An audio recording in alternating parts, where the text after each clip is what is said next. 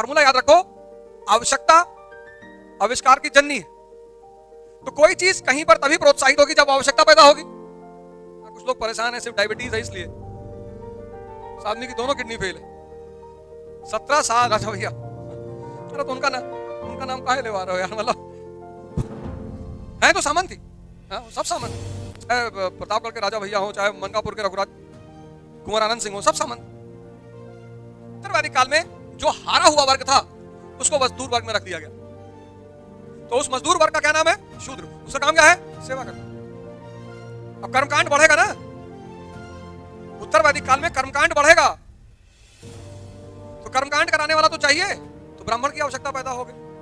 अब राज्य पैदा हो गया, हस्तिनापुर, पंचाल, तो राज्य की कोई रक्षा तो करेगा, तो क्षत्रिय पैदा हो गया। अब वस्त्र के आदान प्रदान को ज्यादा बढ़ावा मिला, वैश्य वर्ग पैदा हो गया। कृषि की व्यवस्था ने मजदूर वर्ग की डिमांड कर दी, शूद्र पैदा हो गया। अगर यूपी पीसीएस और आईएएस की तैयारी समान होती तो सारे आईएएस क्वालिफाई करने वाले यूपी पीसीएस क्वालिफाई कर लेते।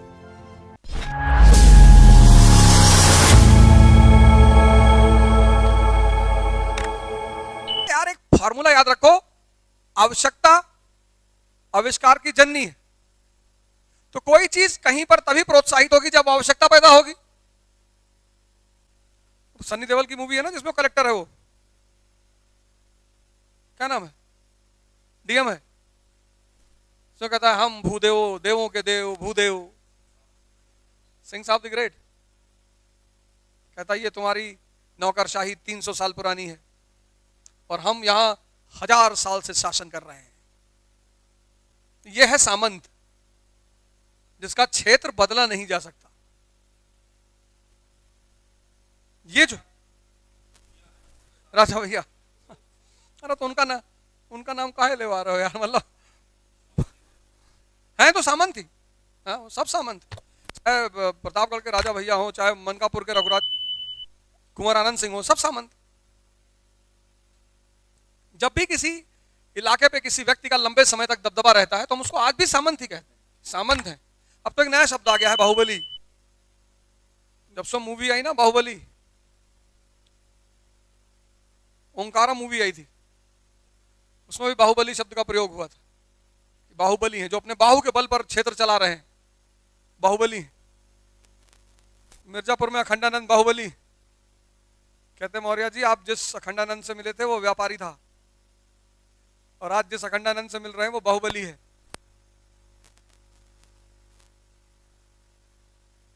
खेल है, सब चल रहा है, जिनको खेलना आता है खेल है ये। जिनको आ गया खेलना वो तो मस्त होगा जीवन में। बाबा प्रेमानंद। कुछ लोग परेशान है, सिर्फ डायबिटीज है इसलिए। इस आदमी की दोनों किडनी फेल है, 17 साल, 5 साल से ज्यादा कोई थोड़ी जीता है डायलिसिस से। डायलिसिस में कोई बहुत ज्यादा जिंदा रहेगा 5 साल, उससे ज्यादा नहीं जिंदा रहेगा। 6 साल बहुत खींच ले गया, 7-8 साल।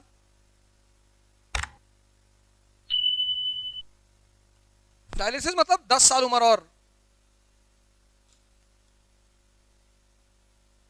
17 साल।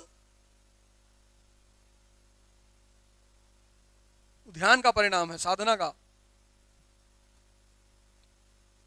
उत्तरवैदिक काल में जो हारा हुआ वर्ग था उसको मजदूर वर्ग में रख दिया गया। तो उस मजदूर वर्ग का क्या नाम है? शूद्र। उसका काम क्या है? सेवा करना। अब कर्मकांड बढ़ेगा ना, उत्तरवैदिक काल में कर्मकांड बढ़ेगा, तो कर्मकांड कराने वाला तो चाहिए, तो ब्राह्मण की आवश्यकता पैदा हो गई। अब राज्य पैदा हो गया, हस्तिनापुर, पंचाल, तो राज्य की कोई रक्षा तो करेगा, तो क्षत्रिय पैदा हो गया। अब वस्त्र के आदान प्रदान को ज्यादा बढ़ावा मिला, वैश्य वर्ग पैदा हो गया। कृषि की व्यवस्था ने मजदूर वर्ग की डिमांड कर दी, शूद्र पैदा हो गया। लेकिन पूर्व आधुनिक काल में धर्म संविधान था। अब अगर इस वर्ण व्यवस्था को हमें सामाजिक मान्यता दिलानी है तो इसको किससे जोड़ना है? धर्म से। धर्म क्या था? संविधान। कब? पूर्व आधुनिक काल में। अगर तुमसे इंटरव्यू में पूछ ले कि ब्रह्मा जी ने वर्ण व्यवस्था बनाई थी, तुम कहना सर पूर्व मध्यकाल में धर्म संविधान था, तो जब भी किसी कानून को सामाजिक मान्यता दिलानी होती थी तो उसको धर्म से जोड़ देते थे। और ब्रह्मा कौन है? सृजनकर्ता। तो वर्ण व्यवस्था को ब्रह्मा से जोड़ दिया गया कि ब्रह्मा ने बनाया, जिससे कि इसको क्या मिल सके? सामाजिक मान्यता। लिखो पूरी लाइन, नहीं तो बाहर तो पिटोगे ही, इंटरव्यू बोर्ड वाले बहुत मार मारेंगे। किसी चीज को, कल मैंने पॉलिटी समझाई ना, हा? याद है कि भूल गए? पहला किससे जुड़ा हुआ है? आर्टिकल 14 विधि, शब्द बताओ सिर्फ।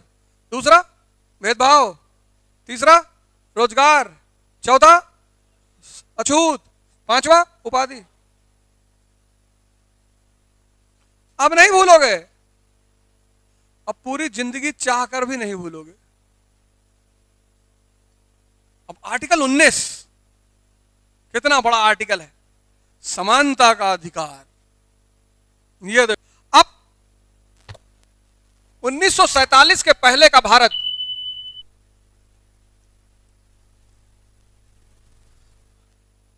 राजतंत्र का भारत, सामंतवाद का भारत, फ्यूडलिज्म का भारत, और 1947 के बाद का भारत राष्ट्र। इसमें कौन रहता है? नागरिक।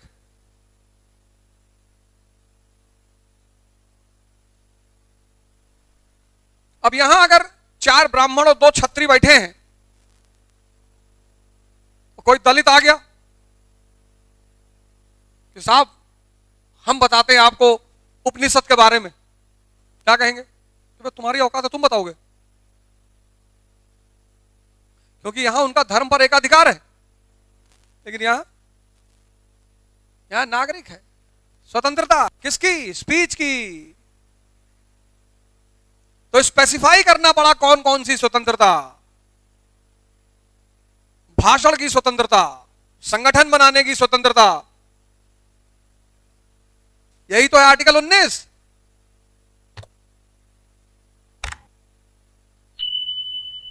तो आर्टिकल 19 क्या है? नागरिकता के सिद्धांत को शक्तिशाली करने का प्रयास। भारत क्या बन चुका है? राष्ट्र। अब हम सब क्या है? उस राष्ट्र के नागरिक हैं। तुमने मुझसे कहा गुरुजी गलत बता रहे हो, हाथ उठा लिया, मैंने कहा बैठ जा, तेरी औकात है, ये मैं नहीं कह सकता। वो तो तुम लोग सुन लेते हो यार, पता नहीं कैसे।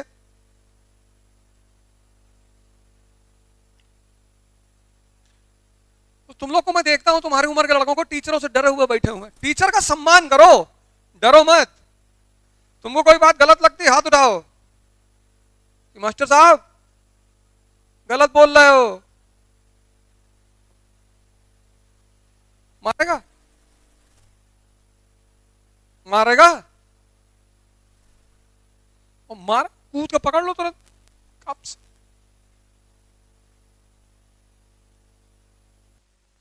अगर यूपी पीसीएस और आईएएस की तैयारी समान होती तो सारे आईएएस क्वालिफाई करने वाले यूपी पीसीएस क्वालिफाई कर लेते। नहीं कर लेते? तुम लोग गेम से बाहर। लेकिन ऐसा नहीं है। मयंक सर आते हैं ना, 2 इंटरव्यू दिए हैं, 34 साल उम्र है, 6 अटेम्प्ट यूपी पीसीएस का बचा है।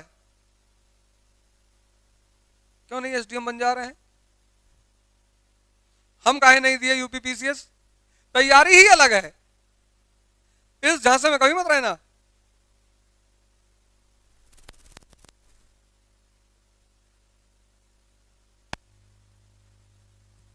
कुछ लोग इतना गुनाह करते हैं, इतना, सिर्फ पैसे के, और पैसा और कमा ले, सबको एक ही बैठा देते हैं। कई कोचिंग में तो आईएएस, पीसीएस, एनडीए, सीडीएस सब एक एक क्लास में बैठे हैं।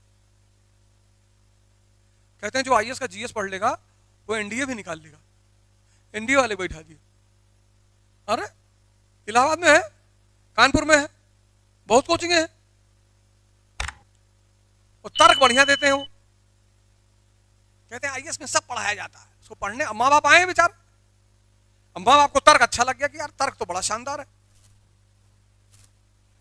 कि ज्योग्राफी तो वहां पूछेगा, हिस्ट्री ज्योग्राफी पॉलिटी सब यहां हम पढ़ाएंगे, बढ़िया वाला पढ़ाएंगे क्योंकि आईएएस का है, तो तुम्हारा लड़का तो पहले अटेम्प्ट में निकल जाएगा। हाँ भैया बैठा दो। इलाहाबाद में हमारे एक मित्र कोचिंग चलाते तो बुलाए, आमतौर पर तो मैं जाता ही नहीं, बुलाए तो उनके क्लास में सब बैठे थे। हमने कितने लोग आईएएस की तैयारी कर रहे थे, तो 7-8 लोग हाथ उठाए, क्लास पूरी भरी हुई। मैंने कहा पीसीएस, बहुत लोग हाथ उठाए। तो भैया सब साथ में पढ़ते हो? बोले हाँ। अब हम क्या बोले क्लास में?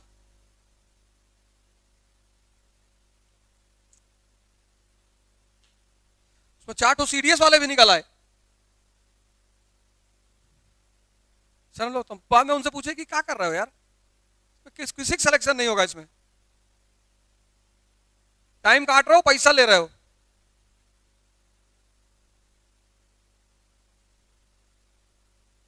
अभी अनसॉल्व तुम खरीदे, अनसॉल्व सॉल्व कर लोगे ना, कलेक्टर डिप्टी कलेक्टर, कितना बढ़िया अनसॉल्व है ये।